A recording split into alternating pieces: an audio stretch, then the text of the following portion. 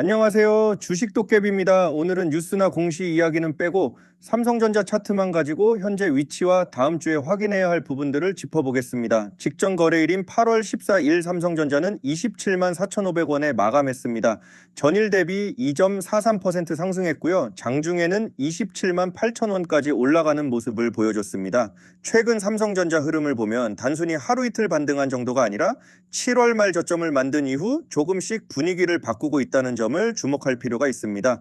그렇다면 이번 반등이 다음 주에도 이어질 수 있을지 차트에서 하나씩 확인해 보겠습니다. 먼저 일봉을 넓게 보겠습니다. 삼성전자는 지난 6월 19일 장중 38만 원까지 올라가면서 고점을 만들었습니다. 하지만 이후에는 흐름이 좋지 않았습니다. 반등이 나오더라도 이전 고점을 넘지 못했고 주가가 계속 밀리면서 결국 7월 29일에는 장중 18만 9,200원까지 내려왔습니다. 38만 원에서 18만 원대까지 내려왔으니까 상당히 큰 조정을 받은 겁니다. 그런데 중요한 건 그 이후입니다. 18만 9,200원을 찍은 뒤에는 추가적으로 저점을 낮추지 않았고 오히려 주가가 빠르게 회복되기 시작했습니다. 특히 최근 흐름을 보시면 25만 원 부근에서 주가가 버텨줬고 이번 주 들어서는 상승의 힘이 조금 더 강해졌습니다. 8월 12일에는 7.72% 상승했고 13일에도 2.94% 그리고 14일에도 2.43% 상승했습니다. 쌈거래일 연속 상승 흐름이 이어진 겁니다. 이 부분은 단기적으로 분명 긍정적입니다.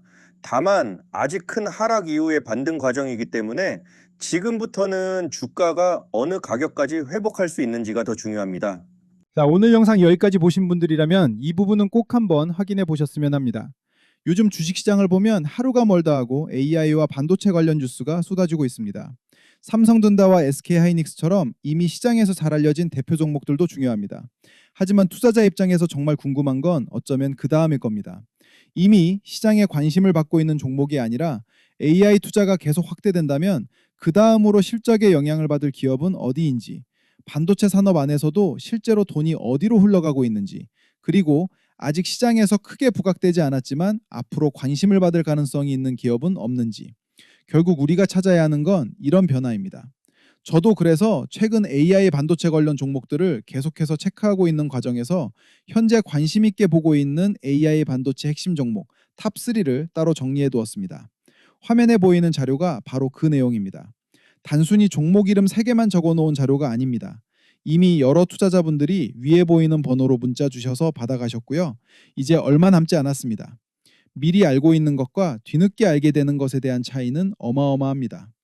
어느 가격대로 확인해야 하는지 알고 있다면 실제로 주가가 움직였을 때도 조금 더 차분하게 판단할 수 있습니다. 그래서 AI 반도체 시장의 다음 흐름이 궁금하신 분들은 제가 정리해둔 자료도 한번 참고해 보시기 바랍니다. 자, 마지막으로 한 번 더 말씀드리겠습니다. 먼저 지금 보고 계신 영상 아래에 있는 구독과 좋아요 한 번씩 눌러주시고요. 그리고 화면에 보이는 번호로 전자책 딱 3글자만 문자로 보내주세요. 다른 내용을 길게 작성하실 필요 없습니다. 전자책 3글자만 보내주시면 됩니다. 문자를 보내주신 분들께는 제가 현재 체크하고 있는 AI 반도체 핵심 종목 탑3와 함께 왜 해당 종목을 관심 있게 보고 있는지, AI 반도체의 다음 흐름이 궁금하신 분들은 지금 구독과 좋아요 눌러주시고 화면에 보이는 번호로 전자책 3글자만 보내주세요.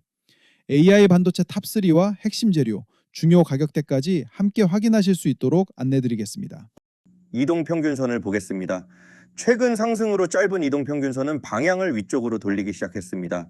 주가 역시 단기 이동평균선 위에서 움직이고 있고요. 특히 최근에는 20일 이동평균선까지 회복하려는 흐름이 나타나고 있습니다. 하지만 위쪽을 보면 아직 넘어야 할 이동평균선이 남아 있습니다. 결국 다음 주에는 단순히 하루 더 상승하는 것보다 현재 올라선 당이 이동평균선을 지키면서 중기 이동평균선까지 차례대로 회복할 수 있느냐를 봐야 합니다. 여기서 거래량도 같이 보겠습니다. 8월 12일 거래량은 약 4,647만 주, 13일은 약 5,500만 주, 그리고 14일은 약 3,906만 주가 거래됐습니다. 주가는 3거래일 연속 상승했지만 금요일에는 거래량이 전날보다 줄었습니다. 따라서 다음 주에 주가가 추가적으로 올라갈 때 거래량이 다시 증가하는지가 중요합니다. 특히 바로 위쪽 저항을 돌파할 때 거래량까지 같이 붙어준다면 이번 반등의 힘을 조금 더 긍정적으로 볼 수 있습니다. 이제 가장 중요한 가격대를 보겠습니다. 다음 주 제가 가장 먼저 볼 곳은 28만 원 부근입니다. 금요일 장중 고점이 27만 8천 원이었기 때문에 사실상 28만 원 바로 앞까지 올라온 상황입니다. 따라서 다음 주 초반 28만 원을 넘어서는지가 첫 번째 관문입니다. 단순히 장중에 잠깐 넘어가는 것보다 28만 원 위에서 가격을 유지하면서 거래량까지 붙어주는지가 중요합니다. 28만 원을 제대로 넘어선다면 그 다음은 29만 원에서 30만 원 구간입니다. 특히 30만 원은 심리적으로도 중요한 가격이고 차트상 위쪽 이동평균선과 과거 매물 부담도 생각해야 하는 자리입니다. 그래서 삼성전자가 30만 원까지 회복한다면 이번 반등을 한 단계 더 강하게 평가할 수 있습니다. 반대로 다음 주 조정이 나온다면 어디를 봐야 할까요? 우선 26만 원 부근을 보겠습니다.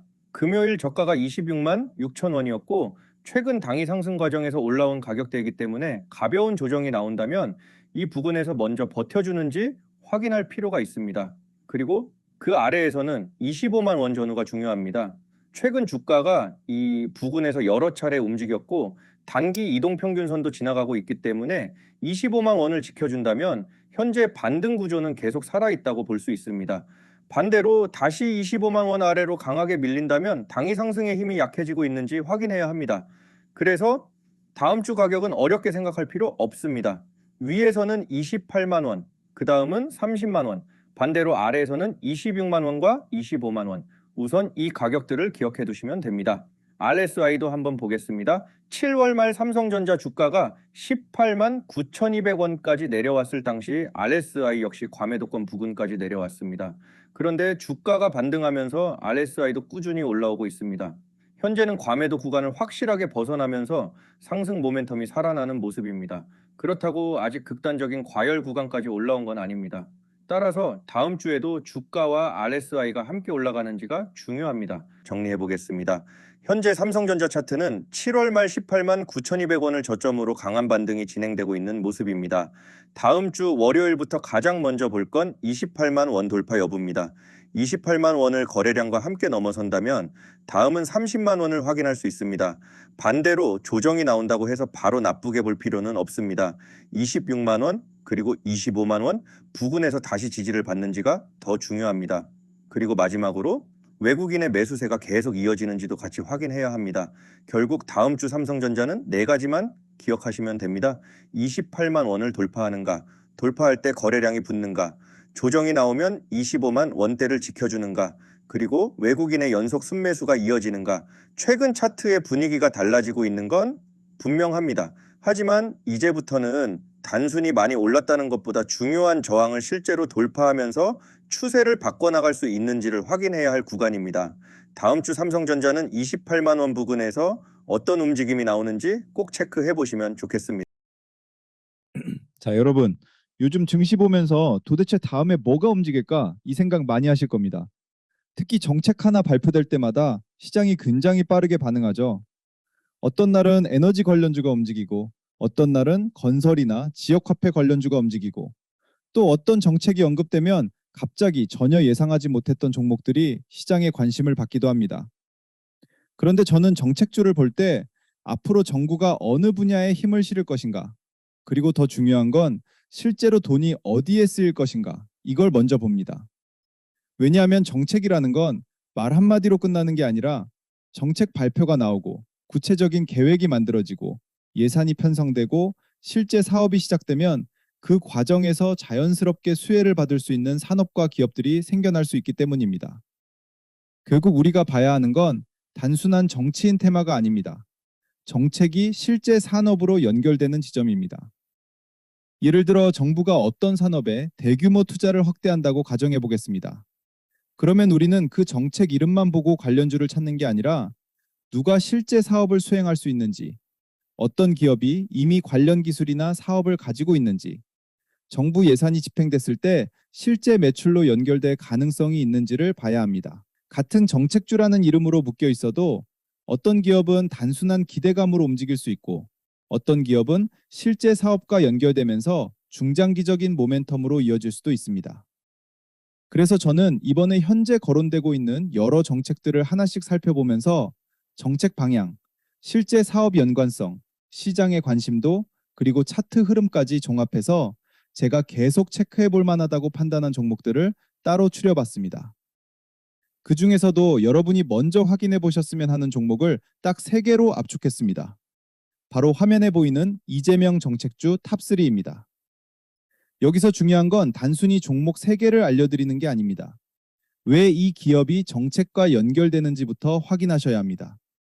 어떤 정책을 봐야 하는지, 정책이 실제로 추진된다면 이 기업의 어떤 사업이 영향을 받을 수 있는지, 그리고 시장에서는 현재 이 종목을 어떻게 바라보고 있는지, 이런 내용들을 같이 정리했습니다.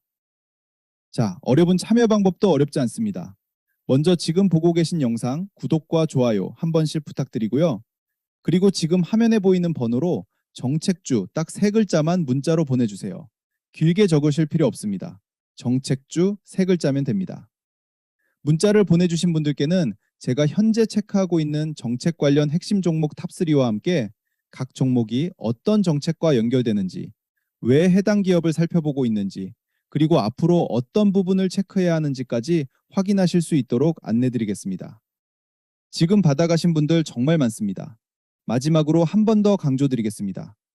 영상 아래 구독과 좋아요 눌러주시고 화면에 보이는 번호로 정책주 3글자만 보내주시면 자료 안내해드리겠습니다.